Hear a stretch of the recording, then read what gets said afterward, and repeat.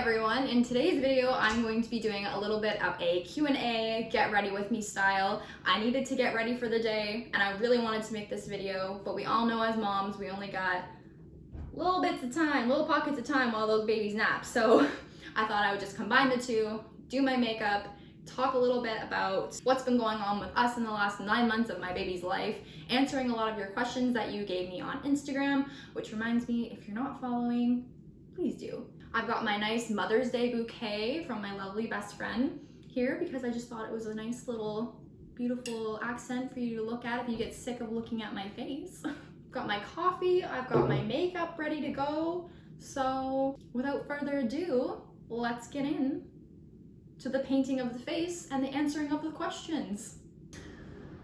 All right, so I'm gonna get myself all done up for the day as I am answering all of these questions. So I'm not gonna stop and talk about what I'm using. So if you have any questions about anything that I've used, feel free to leave a comment below and I will let you know what makeup products that I used. But I just feel like if I stop and talk about each thing that I'm using, I'm just going to end up making this video like an hour long and ain't nobody got time for that. The first question I'm gonna answer is about, if I keep looking over here, it's because I had to write out all of my questions on a piece of paper manually because I use my phone to record, so I can't like look at my phone at the questions and record the video at the same time. So that's why. So yeah, the first question is about basically just explaining my sleep journey with Avery. So as she was a newborn, she actually slept really well. She only woke like a maximum of like 2 times a night. She would go to sleep like when we went to bed, kind of like sometimes that would be a little bit later, like 10, sometimes that'd be early. Like she would just kind of go to sleep whenever we were ready to go to sleep, and she just slept in a bassinet in our room beside her bed and it worked out great. She, yeah, again, would only wake up 2 times a night. And everything was fine and dandy until about almost 4 months hit, and insert 4-month sleep regression. And I kind of knew that those things existed, but I don't know, because I didn't and my brother didn't and none of my husband's, like himself or his siblings went through it, like nobody I knew went through it, so I just figured it wouldn't happen to me. But it sure did. As soon as 4 months around that point hit, she just started to wake up literally, and I'm not exaggerating, every hour. It got to the point where we did end up bed sharing a little bit sometimes, just honestly because it was survival. It was much easier for me to just keep feeding her in bed than it was for me to be like getting up out of bed and like falling asleep, basically sitting up. So we researched how to do it safely, and you know, we did all the proper procedures, and for about a month straight we bed shared, and it did help a little bit. She would sleep a little bit of longer stretches sometimes with that, but then it just got to the point where it wasn't helping anymore. That was one of the hardest parts about having a baby, for sure, is the sleep regression. It is no joke. Having no sleep is mental, absolute, and physical torture. I was severely depressed. I was consumed and obsessed with trying to find ways to get her to sleep at night. I didn't want to sleep train because I didn't want to let her cry. I will say I did dabble into a few more gentle methods because I just finally hit the point where I was at my absolute rock bottom, and I'm like, I need to do something in order for me to be able to properly take care of her, to be able to get, you know, I was like, even if she slept for 2 to 3 hours at a time, even that would be like glorious to me right now. After about 2 months straight of her waking up every hour, finally, once she hit the 6-month mark, I'm not sure if it was just her age of her coming out of it, or if it was because of the more like gentle sleep. And when I say gentle sleep training method, I just mean that instead of me immediately running, oh, and I will say, sorry, at the 6-month point is when we transferred her into her crib in her own room. So that could have also been something that was helpful as well. Because if she was in our room, the minute she would make one sound, I would like leap up out of bed and grab her, or if she was beside me, I would like instantly, you know, tend to her. So I think maybe having her in her own room helped me to have that little bit of separation to be like, okay, it's okay if I let her fuss and just gently cry a little bit before going in. You know, obviously if she started to really cry, then I'm like, okay, you obviously really need me. And I went in and I tended to her. But sometimes I learned that if I just let her alone, after about a couple minutes, she would turn over and she'd start going back to sleep on her own. So throughout the whole 6-month mark, I would say that just kind of developed and got a little bit better. And finally, she got to the point where, again, she was only waking up about 2 times a night. And that was just a turning point for me. I started to feel human again. I wasn't as anxious, I wasn't as depressed, like because I was finally getting, you know, 3 to 4 hour chunks of sleep at night. And what I learned is that I can't rely on her having a consistent schedule. One night she might sleep from, if she's in bed by 7:30, she might not wake up until 2 a.m. Some nights she would wake up every 3 hours. Some nights she wouldn't wake up at all and she would just go right until the morning. Like, it used to bother me a lot and be like, and I would try to find a solution, be like, oh, like what did I do differently today to make her not sleep as well as she did last night? But I just learned that, you know, they're little human beings too, and you and I don't sleep the same every single night. Some nights we toss and turn and there's just no reason for it. It just happens. And I had to just accept that that's just how it is for them too. They are little human beings as well. Once I accepted that, things got a lot better mentally for me. And I also just accepted the fact that I can't compare my breastfed baby's sleep to somebody who's formula feeding their babies. And I know that there are still formula fed babies that don't sleep well at night. I'm not saying all of them sleep better than all of breastfed babies. Generally, I would say formula fed babies sleep better than breastfed babies, and it's just because breastfed babies are used to that closeness and comfort, and they wake up and they want that. So I just had to sit down and really think like, okay, you know what? This is just going to have to be a sacrifice I make right now, and it's not going to be forever. And I am totally and completely okay with her waking up a couple times a night. And I get lucky, you know, like last night, for instance, she only woke up 2 a.m. and then she was up for the day at 6:30. Perfect. Some other nights, like a couple nights ago, she was up randomly from 12 to 2 a.m. and just wouldn't go back to sleep. Every time I try to lay her back down in her crib, she'd pop her eyes open and start screaming. So, I mean, it's all about balance, and all babies go through, you know, regressions and teething and learning new skills at night and wanting to practice them at night and all of these things. So I just had to accept that I can't control her sleep and that it's not linear. And I used to hate when people said that, like, baby sleep isn't linear. I'm like, okay, so why are some people's babies always consistently sleeping 12 hours a night? But everybody is different. Yes, at the 9-month mark right now, I would say things are pretty good. She sleeps in her own room. She goes down for the night, depending on when her last nap ended, between 7:30 and 8 o'clock. And yeah, she'll usually, I would say on average, wake up 1 to 2 times a night. And she wakes up in the morning anywhere from 6 to 7:30 a.m. I have acquired a taste for coffee. I was always a tea drinker before I had a baby. Literally the day after she was born, I got my first Tim Hortons coffee and I was done for. I was like, this is the good stuff. So the next question was in regards to feeding Avery from birth until present day. So I guess like our feeding journey.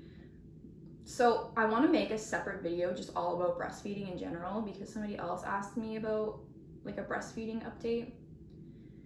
There's so much to talk about, so I think my next video is going to be just all about that, but I will say a few things here. So she's been breastfed since she was born. I never really had any troubles with her like latching or like my supply was always good. So I would say our breastfeeding journey has been pretty good. It doesn't mean that it was easy. It was still hard with the cluster feedings and all of that stuff, but I would say when she was a newborn, I would feed her every 2 hours. I would set alarms at night and I'd wake up and I would feed her until she gained enough weight that I felt and the doctor felt like I didn't have to do that anymore. And then I'd just start letting her wake up on her own. And then during the day as well, it'd be the same thing. I would just, exclusively breastfeed her every couple of hours. When she got a little older, then she could go a little bit longer.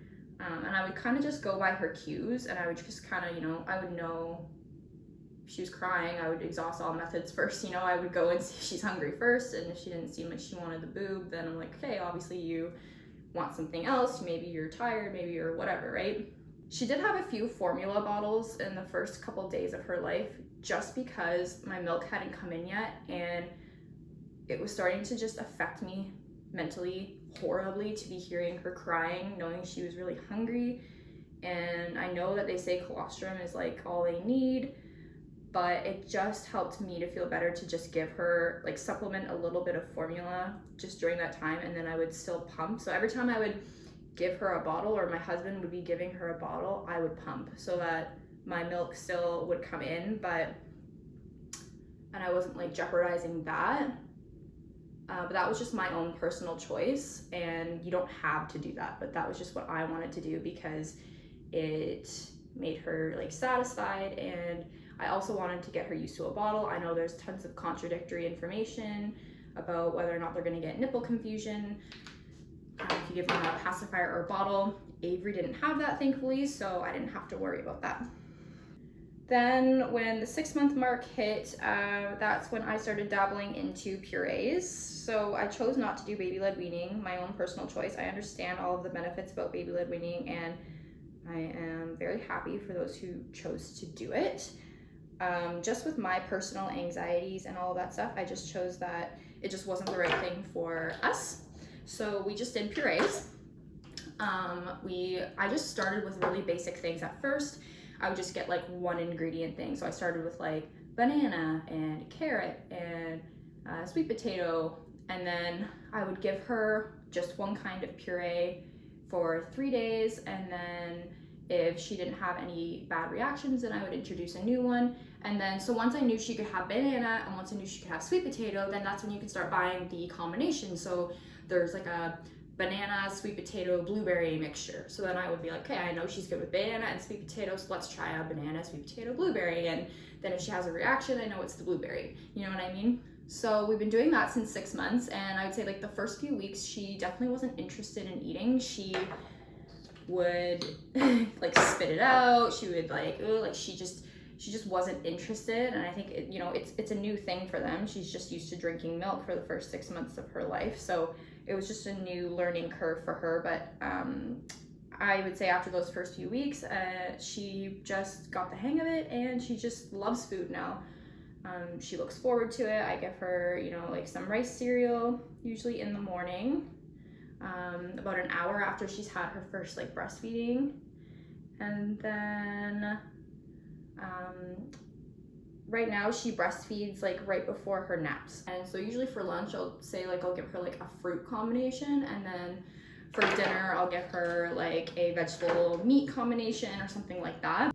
Just now that she's turned 9 months, she started to really get the hang of her pincer grasp.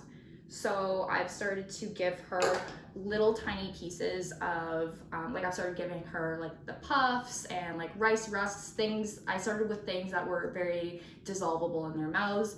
So I started giving her those as snacks. And once I felt like she got the hang of like, mashing something up with her gums and learning how to like swallow more solid food and stuff like that, then I started giving her more solid food. So I've given her like grated cheese and bananas, like really, really soft foods that I don't worry so much about her choking on.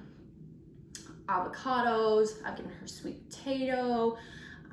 She's had now some really soft bread with a little bit of peanut butter on it to introduce like allergens. She's had scrambled eggs. Like she's had a lot of like really soft foods, and she can learn how to grasp it on her tray with her fingers and feed herself. I will say like majority of the time I end up having to like feed her manually because she starts just playing with it, and I'm like, hey, you gotta eat. I don't regret my decisions, and now I feel like she's at the point where she can do more of like the baby-led weaning style, where she can grab food and eat it herself, and I don't worry so much anymore. I just needed that introduction to be a little bit slow. So yeah, right now we do a combination of breastfeeding. I would say she breastfeeds about 4 times a day, and then maybe 1 to 2 times at night. And then she gets about 3 little meals and maybe a couple snacks of like some puffs or whatever throughout the day. I forgot to talk about naps, so let's go back to that. Nap wise, the first like newborn stage up until like the 4-month mark, she had all of her naps in my arms or on my chest. She would not sleep elsewhere, and I was okay with that. Once she hit that 4-month mark, she would have a few naps in like her swing, obviously while I was watching her, or in the stroller or something like that if we went out for a walk, but otherwise she had all of her naps in my arms. Everything kind of hit that turning point at that 6-month mark, and once she hit that point, I just slowly started working on getting her to sleep in the crib. And that meant that for a month straight, she only had half an hour naps in her crib, and that was it. It was hard to have 3 small little naps like that, to work so hard to get her to sleep and then to transfer her in the crib. That took a long time. And then to only have her nap for half an hour, like half an hour does go by very fast. So that was really challenging, but the more I did it, then the more she got used to it. And now she crushes 1.5 hours, sometimes 2-hour naps in her crib. So that has been a journey that I'm so grateful for. And just to even have this time, like she's napping right now, just to have this time to myself, that 1.5 hours of doing whatever I want or getting things done, like has given me just such a huge relief, and I feel so much better. But that time that I did have to have her nap in my arms, while I might have been sitting there wishing and crying sometimes that I would just be able to put her down for a little bit, I look back and I'm like, I'm so grateful that I had that time of just enjoying her and having her close, and I don't regret having her near and holding her and just soaking in all of those cuddles. While it's definitely very difficult, I choose to look back at it as a good and memorable experience for us. Next question is about how my husband and I are either keeping the spark or not keeping the spark alive now that we have a baby. And I would say we're doing a pretty decent job, and what I would say is contributing to that is just having realistic expectations. And so we kind of already realized before we had her that things in our relationship were going to change, and we talked about how we would try to intentionally make time for the 2 of us. So we, at least once a month, have the baby go with one of our parents, and we will go out on, well, we can't really go out on a date night. We have, in Ontario, there's always lockdowns, and then things open up, and then there's lockdowns and things open back up. So in the times that things have been open, we have gone to restaurants and, you know, had even just an hour away, just the 2 of us, just to talk and spend time. We've done little things like that, and I think that that's been a huge thing. It's just making that intentional time. And I think another thing is that we are just really open and we communicate to each other about how we're feeling. I personally make sure to invest in him, so when he comes home, I ask him how his day was, and I want to have conversations. I don't want to just solely focus on the baby so much that our marriage just goes to the wayside. So we, you know, have that time after she goes to bed. Now it's much easier for us now that we know, okay, I'm putting her to bed and she's going to stay asleep. We have that time to ourselves for the evening, a couple hours before we go to bed ourselves, and even that is just really nice for us to just spend time together. And I think it all depends too on who you are as people. We were already very relaxed people. We loved just spending time outside or just lounging on the couch and watching a movie, just being close, just sitting and talking and eating. Like, that was the kind of things that brought us joy, and having a baby, it honestly kind of just fits in with that. So we don't, while our lives have totally been flipped upside down, it also has kind of flowed into our already kind of daily routines, if that makes sense. It's kind of like both at the same time, if that makes any sense at all. And the next question was talking about my relationship with my pet now that I have a baby. Now, this one makes me kind of sad because my dog, she's 3 years old. We have a German Shepherd Lab Cross. Her name is Alaska, and she is a great dog. When we got her, and for like the 3 years that we had her before we had our baby, she was our baby. You know, we babied her, we spoiled her, and she was just our absolute life. And that's just kind of how it is when you have a pet before you have children. Once my baby came, my patience did run a lot thinner, does run a lot thinner. And I just find that my love, not that my love for her has gotten any less, but because my love is so big for my daughter, you do put your human child before your animal. It's just how it is. I still love her to bits, but it's just natural that if you're trying to put your baby for a nap and your dog starts barking, and she's a big dog, she barks very loudly. If the dog wakes the baby up from a nap from barking, you're gonna have a little bit of resentment there. I think maybe it'll get a little bit easier once Avery gets a little bit older and, you know, she can play with her, and I don't have to be worried that she's gonna, you know, step on her on the floor when she's crawling around. I don't have to worry about Avery crawling up to her and, you know, poking her the wrong way and the dog getting, you know, annoyed with her. I don't have to worry about that kind of stuff once she maybe gets to an age where she can understand that, oh, I have to be gentle with the dog and all of that stuff. Again, I would never ever even consider getting rid of my dog. I love her so much, but it's unrealistic to think that your relationship with your pet, especially if you have a dog like ours who just has this huge personality and she's a little bit rambunctious, yeah, it's unrealistic to expect that your relationship will just stay the absolute same. Next question was if I am getting sad about the fact that I have to return to work soon. Yes. Yes and no. I am excited to go back to my job. I haven't worked in a very long time because I was off even before I had Avery because of the pandemic and everything closing down. So I'm a hairstylist, by the way, if you don't know that about me. So it's been a very long time since I've worked, and I am excited to get back into that like social aspect. I love my clients and I've made so many good connections with them, and so I'm excited to have those conversations again, just have adult conversation again, get to be creative and do hair and make people feel good. Like, that's going to be good. But I also don't love anything more than I love being Avery's mom, and I am going to struggle hard with being away from her for an entire day. I go back to work in August, so beginning of August. So my time is ticking.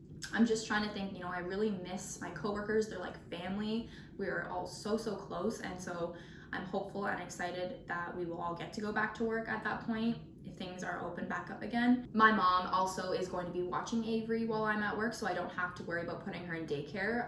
So that is another thing that gives me a lot more peace about it, knowing, you know, she's with my mom, she's good, and my mom can send me videos and FaceTime with me and blah blah blah if I'm on my breaks. So that does give me a lot more comfort as well. Next question is, do we want more kids, and if so, how far apart?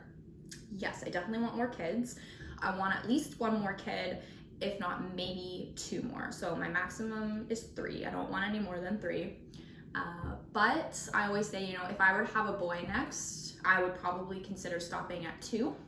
If I had another girl next, I would maybe try for one more and see if we could get a boy next time. And then if I ended up with 3 girls, then I ended up with 3 girls. I love being a girl mom, so it wouldn't make me upset in the slightest, but I would love to have one of each at least. That's just always been my dream. So it also just depends where we're at in life, you know, finances, where we live, how I'm feeling, like my health, all of that kind of stuff, right? So I can say right now, like, my ideal situation, but it's all going to change as time goes on. As far as spacing apart goes, I ideally would like about 2 years in the difference. What's my favorite thing about being a mom? I would say my favorite thing is just having a little best friend for literally life. Like, sometimes I just sit here and realize, like, this is for life. This isn't just something that's temporary. Like, this is a bond and a connection and a love that I get to have for the rest of my life. Like, that is just incredible to think about. I love getting to nurture and, you know, help a new life grow and learn. Like, watching her develop has just been absolutely amazing.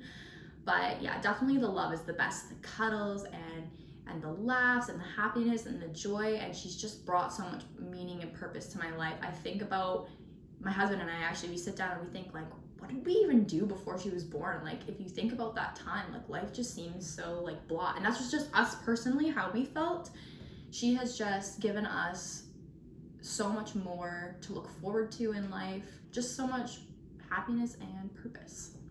What are my must-haves for a baby? So I'll just name my top 3. I might make a bigger video about this and give like all of my top must-haves and maybe some products that I regret getting as well. But I would say my top 3 products are, 1, the Owlet Smart Sock. I know a lot of people have this in their regret pile, but that has been like honestly my favorite thing. I have a ton of anxiety, so being able to put that sock on her at night and just know that, you know, if anything was to go out of whack with her system, that it would let me know, like help me sleep peacefully. There's been nights where I've forgotten to put it on and I don't sleep as well because I'm constantly up checking the monitor, making sure she's not in a weird position where she's not breathing properly or something like that. So yeah, having that sock has just been such a lifesaver mentally for me. And I love also that I can go on the app and I can see exactly, you know, how many times she woke up at night and like how much sleep exactly, how many hours exactly of sleep that she had and all of that stuff. So yeah, I would say that's my number 1. The second one would be this baby electric nail file. So I've never ever cut Avery while clipping her nails because I've never used clippers on her. I just have this electric nail file. It has all the different heads that you can use to change from like when they're newborns and as they're getting older. This has just been absolutely amazing. She doesn't mind it at all. When she was a newborn, I just do it as she was sleeping and it wouldn't even wake her up.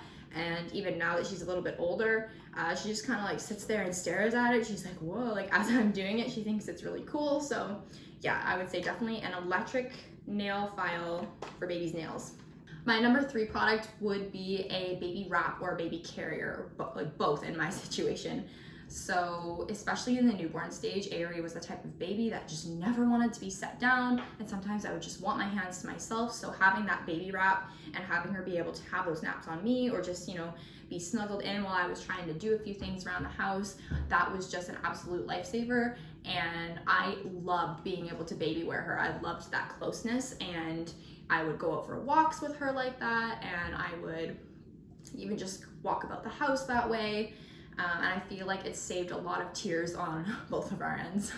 How would you pack your hospital bag differently now? Honestly, I wouldn't pack it any differently. I have a hospital bag video on my channel. I will link it down below if you want to check that out. But honestly, everything that I packed in there, well, pretty much everything I packed in there, I actually ended up using. I packed so many outfits and I actually used all of them because I didn't know this, but babies can spit up a lot when they're in those first 24 hours of their life because they're getting up amniotic fluid that they might have swallowed. Didn't know that.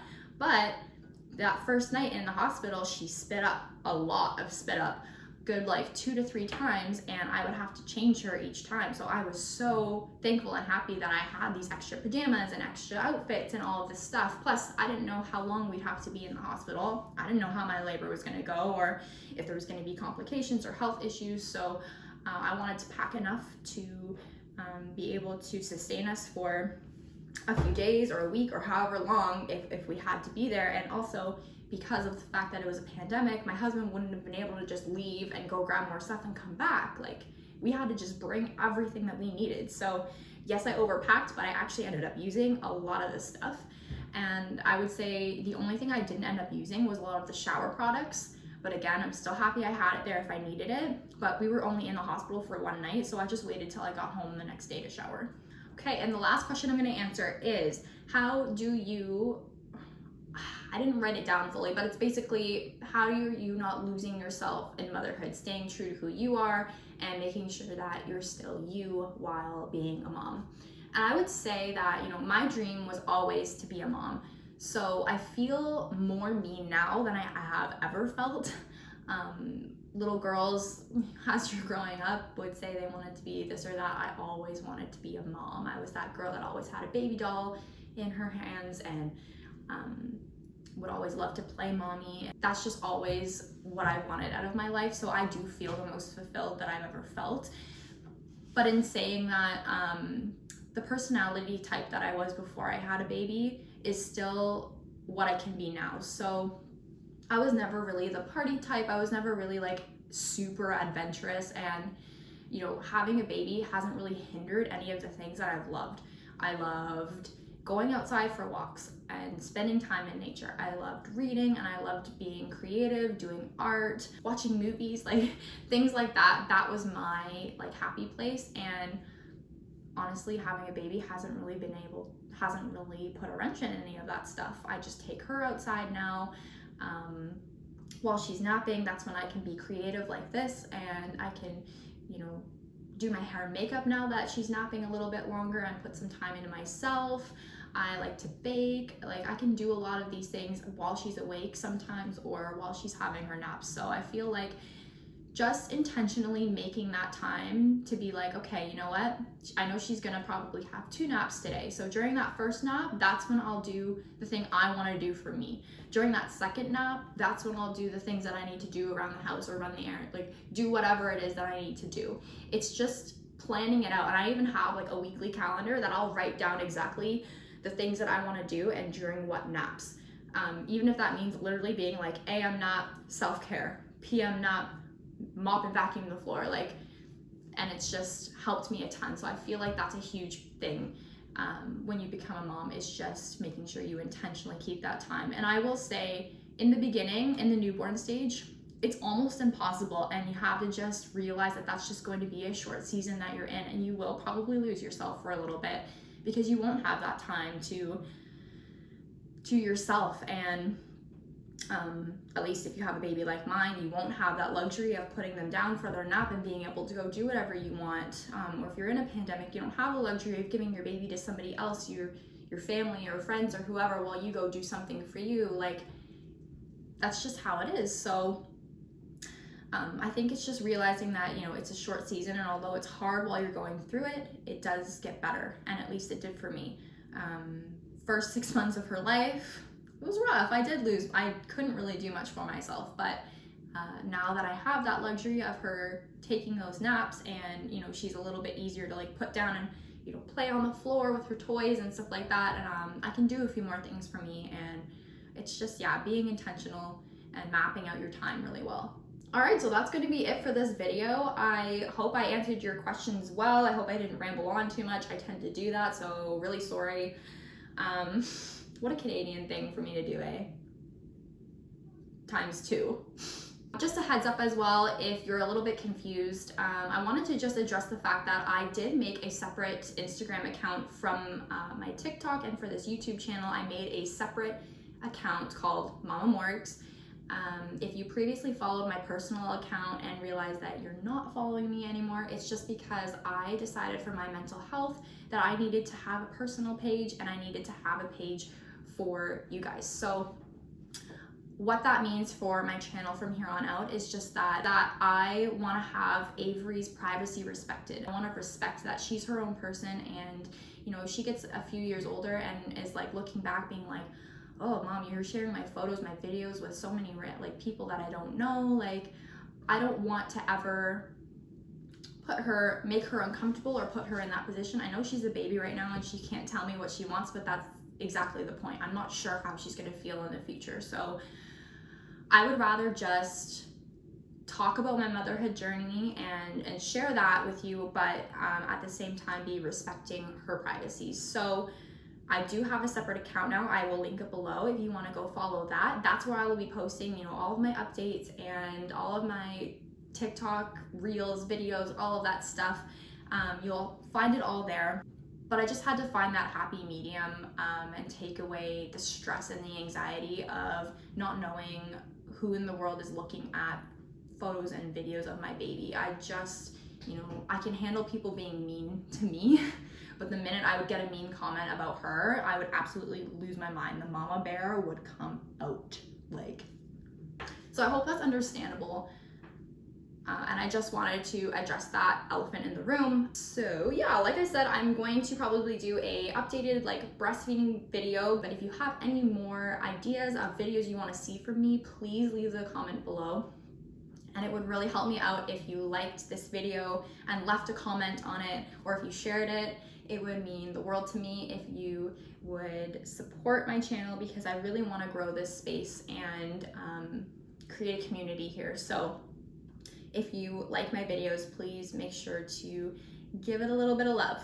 All right, I'm gonna go finish my coffee. I'm gonna microwave it a little bit so that I can enjoy it while it's hot in the last probably few minutes of Avery's nap. And then we're gonna go out and enjoy this beautiful day. It's gonna be a nice sunny 18-degree day here, and that is exactly what we need to lift up our spirits and just enjoy the fresh air and have fun in the sun. I hope everybody is staying safe and well, and I will see you in my next video. Bye guys.